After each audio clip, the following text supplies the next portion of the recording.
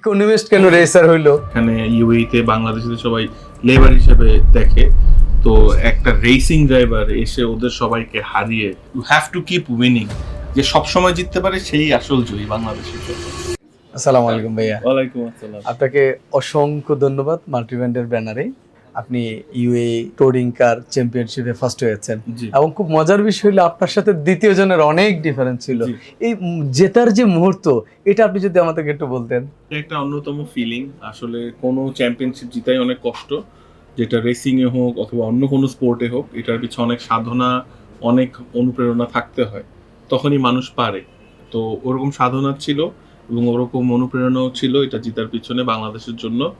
তো আলহামদুলিল্লাহ, আল্লাহর অশেষ রহমতে সাকসেসফুল হয়ে আসছি এবং খুবই একটা হ্যাপি মোমেন্ট ছিল যে এত ছোট দেশ থেকে, যেখানে ইউএইতে বাংলাদেশিদের সবাই লেবার হিসেবে দেখে, তো একটা রেসিং ড্রাইভার এসে ওদের সবাইকে হারিয়ে চ্যাম্পিয়নশিপ জিতে, আর লম্বা একটা ডিস্টেন্সে। এটা খুব একটা প্রাউড মোমেন্ট ছিল আমার জন্য। আচ্ছা, এই যে আপনি এই শখের জায়গাটা আসলেন, এটার আপনি ইন্সপিরেশন পাওয়ার কারণ কি? আমরা তো ছোটকাল থেকেই মনে হয় যে এটা বাস্তবিক খেলা না, মনে যখন জি। টিভিতে দেখতাম মনে হয় এটা গেম খেলতেছে, কিন্তু এটা তো কোনো রিস্কি। আপনি এই অনুপ্রেরণাটা কিভাবে পাইলেন? ছোটবেলা থেকেই ফর্মুলা 1 দেখতাম। হ্যাঁ। তো ডিশের লাইনে মাঝে মাঝে আসতো, মাঝে মাঝে আসতো না। অনেক আগের কথা, 97-98 এর কথা। তো বাবাকে বললাম, বাবা বললো ভালো রেজাল্ট করলে বাসায় ডিশ ইনস্টল করে দিও, তুমি ফর্মুলা 1 দেখতে পারো। তো ওইখান থেকে ভালো রেজাল্ট করে বাসায় ডিশ লাগিয়ে ফর্মুলা 1 দেখে ওখান থেকে ইন্সপায়ার্ড হয়ে আমি ও লেভেলসের আগে বাবাকে বললাম যে আমি মোটর স্পোর্টস নিয়ে কিছু করি। ও বললো না, বাংলাদেশে তো আসলে এটার কোনো কিছু নেই, তুমি ইকোনমিক্সে পড়াশোনা করো।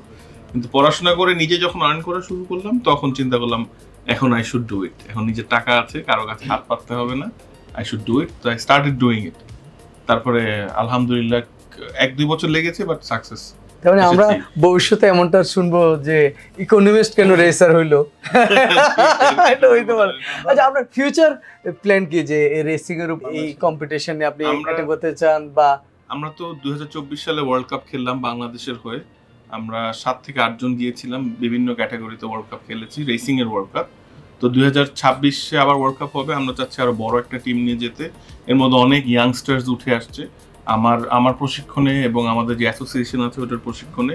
তো ইনশাল্লাহ এটা একটা মানে বড় একটা স্পোর্ট হবে ইন দ্য ফিউচার, যেখানে সবাই বাংলাদেশকে দেখতে পারবে এবং সাপোর্ট করতে পারবে।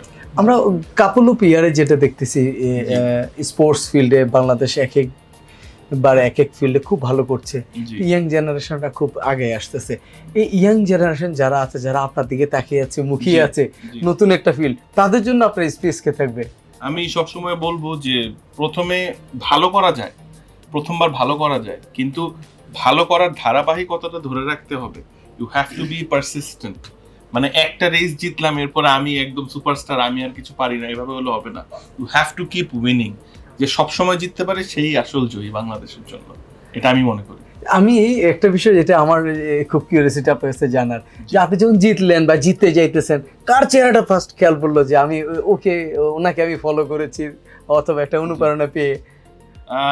অ্যাকচুয়ালি ওরকম ভাবে কারো চেহারা ভাসেনি, কারণ বাংলাদেশের পতাকাটা ভাসে বাংলাদেশের মানুষের জন্য। আর আমি নিজেই আমার নিজের ইন্সপিরেশন, কারণ আমি অনেক কষ্ট করে, অনেক অ্যাক্সিডেন্ট, এটার পিছনে অনেক সাধনা, মানে আপনাকে বলে বুঝাতে পারবো না। একটা ফুল 30 মিনিটের এপিসোড লাগবে জাস্ট এই সাধনা বোঝানোর জন্য, যেটা কত কষ্ট এটার পিছনে।